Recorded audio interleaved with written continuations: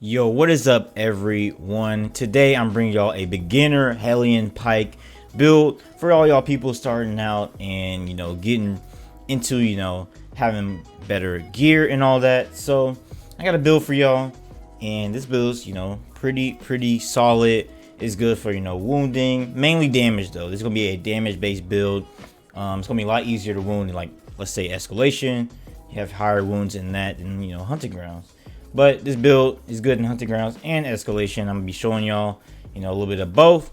So the build is gonna be at the end of the video, and I hope y'all enjoy. Hope this can help everyone. And yeah, I'll see y'all at the end of the video. Let's go ahead and let's get into this gameplay.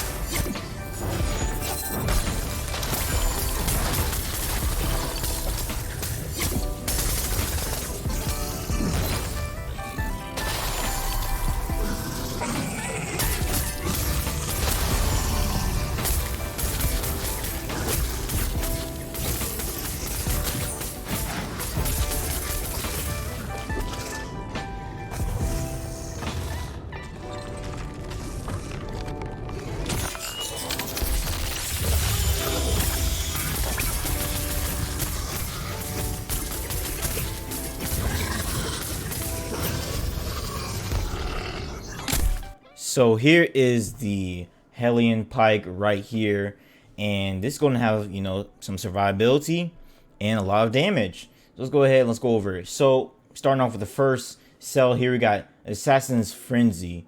Now, before I actually begin here, my gear is Power Surge. All of it is Power Surge, and I do have, of course, you know, +3 cells. So if you don't have, you know, any of that, just work towards it. It's not a big deal. Just if you have +1s, +2s, use that instead, and just work towards, you know, this build pretty much. So this is basically the final product of this build. Of course, if you don't, you know, have the stuff for it. So let's go ahead and start. Assassin's Frenzy. We're going to have attack speed when we get a part break. So we definitely want that attack speed, and we want it for 40 seconds because you might not be able to, you know, get another part quickly enough to, you know, reset the timer. So make sure you have that attack speed for basically the whole fight if you can. So Assassin's Frenzy, you got overpower as well. Staggering behemoths, you know, by interrupts, some part breaks, you know, stagger behemoths, and staggering in general. You get 40% damage versus those behemoths that are staggered. We have rage as well. We do want to get hit in this build. We want to get hit in this build. You have Iceborne, so you get less damage taken, and you get lifesteal, so you can heal back up as soon as you get hit. That way, we can have that 20% damage basically for the whole fight as long as you're getting hit every 15 seconds. Rage Hunter as well. Behemoths are going to go in rage, so you want to deal as much damage as you can when they do go in rage. 40% damage buff. Sturdy. This is going to keep your damage up, so you don't get staggered on a 5-second cooldown. That way you can just keep on dealing your damage. Iceborne's there to heal you right back up as soon as you get healed, as soon as you get hit. So sturdy, very, very important. That way you can just keep on getting your hits and don't have to worry about getting staggered. Conduit, even more attack speed by 8% at +3, and that's gonna be our lantern here. When you do the lantern ability, that's when you get conduit. Sharpen as well. You want those part breaks. This is a beginner build. You want as many parts as you can get. Work towards those in-game builds. 15% extra part damage.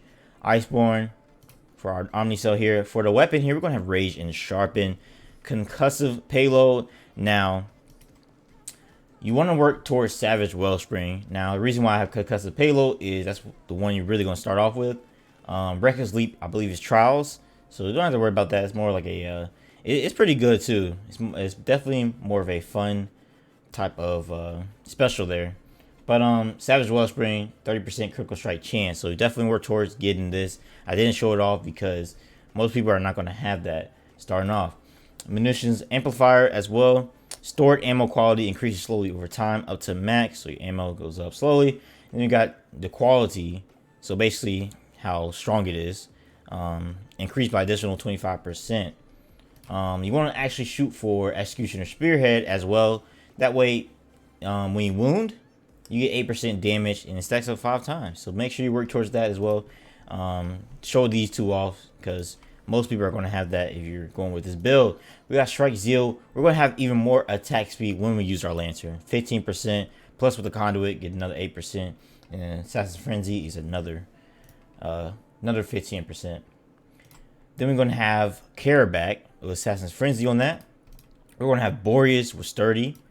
We're going to have Nasher Rage Hunter. And we're going to have Panguard with Sturdy. And that's this build.